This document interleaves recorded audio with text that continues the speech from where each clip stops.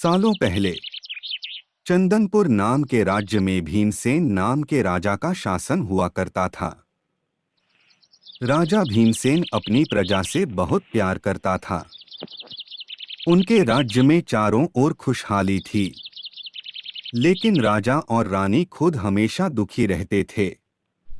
उनके पास धन, दौलत, शोहरत सब कुछ था, लेकिन उनकी संतान न थी।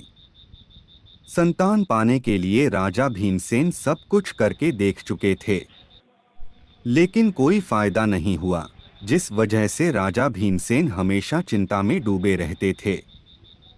एक दिन पंडित जी के कहने पर राजा भीमसेन ने यज्ञ करने का फैसला किया। यज्ञ और भगवान की दुआ से राजा को एक सुंदर सी कन्या की प्राप्ति हुई। राजा रानी के साथ पूरी प्रजा खुशी से झूमने लगी थी, मानो राज्य में चारों तरफ एक खुशी सी छा गई हो। धीरे धीरे समय बीतने लगा। राजकुमारी बड़ी होने लगी। वह बहुत सुंदर और गुणवान थी। राजा रानी उसे देखकर ही खुश रहने लगे थे। लेकिन एक दिन उनकी खुशी को मानो जैसे नजर लग गई। राजकुमारी बीमार होने लगी। दिन ब दिन राजकुमारी की हालत बिगड़ती जा रही थी। राजकुमारी पर कोई भी दवा असर नहीं कर रही थी। राजा को लगने लगा कि एक बार वे फिर निसंतान हो जाएंगे। एक दिन दूर देश से एक वैद्य राजा के महल पहुंचा। देखने में वह अजीब सा था और ठीक तरह के कपड़े भी नहीं पहने थे, जिस वजह से सैनिक ने उसे राजमहल में जाने से रोक दिया। वैद्य ने राजा से एक बार मिलने की गुजारिश करते हुए कहा कि मैं राजकुमारी को ठीक कर सकता हूं। ऐसा सुनते ही सैनिक उसे राजा के पास लेकर गया। वैद्य ने सबसे पहले राजा को अपना परिचय दिया और कहा कि मैं आपकी बेटी को ठीक कर सकता हूं। वैद्य की बात सुनकर राजा प्रसन्न हुआ। लेकिन राजा ने वैद्य को बोला, अगर राजकुमारी ठीक नहीं हुई तो अंजाम भुगतने के लिए तैयार रहना। इस पर वैद्य बोला, ठीक है, लेकिन अगर राजकुमारी ठीक हो गई तो मुझे क्या मिलेगा? राजा ने कहा, जो मांगोगे मिलेगा। और वैद्य राजी हो गया। राजा खुद वैद्य को लेकर राजकुमारी के पास गया। राजकुमारी बिस्तर पर बेजान सी लेटी हुई थी, मानो जैसे किसी ने राजकुमारी का सारा नूर निकाल लिया हो। वैद्य ने राजा और रानी से बोला कि आपकी बेटी जल्दी ही ठीक हो जाएगी। वैद्य की बात सुनकर राजा रानी के मन में राजकुमारी के ठीक होने की उम्मीद जाग उठी। इलाज करते हुए 2 महीने बीत गए। धीरे धीरे राजकुमारी की हालत ठीक होने लगी। एक दिन वैद्य ने राजा से कहा, महाराज, राजकुमारी अब ठीक हो गई हैं।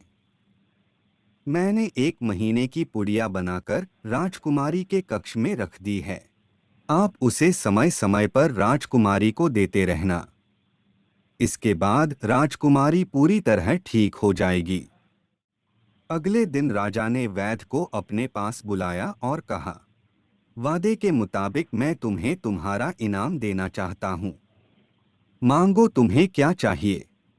वैद्य बोला, सोच लीजिए महाराज, क्या आप अपने वादे पर कायम रह पाएंगे? राजा ने कहा, तुमने मेरी राजकुमारी को ठीक किया है, इसलिए मांगो, तुम्हें क्या चाहिए? वैद्य मुस्कुराते हुए बोला, आपकी बेटी का हाथ महाराज। इतना सुनते ही राजा आग बबूला हो गया और कड़कते हुए कहा, तुम होश में तो हो? अगर तुमने राजकुमारी की जान न बचाई होती तो अब तक तुम यमलोक पहुंच गए होते। इतना सुनते ही वैद्य राजमहल से चला गया। इस घटना के कुछ दिन ही बीते थे कि अचानक एक दिन फिर राजकुमारी की हालत बिगड़ गई और कुछ देर में ही राजकुमारी ने दम तोड़ दिया। पूरे राज्य में मातम सा छा गया। राजा रानी भी शोक में डूब गए और राजकुमारी के मौत के कारण राजा रानी ने भी दम तोड़ दिया। बाद में छानबीन में पता चला कि वैद्य ने राजकुमारी को 1 महीने खाने के लिए जो पुड़िया दी थी, उनमें से ही एक पुड़िया में जहर था। वैद्य को पहले ही शक था कि राजा उसकी बात नहीं मानेगा, इसलिए उसने एक पुड़िया में जहर भरकर रखा था।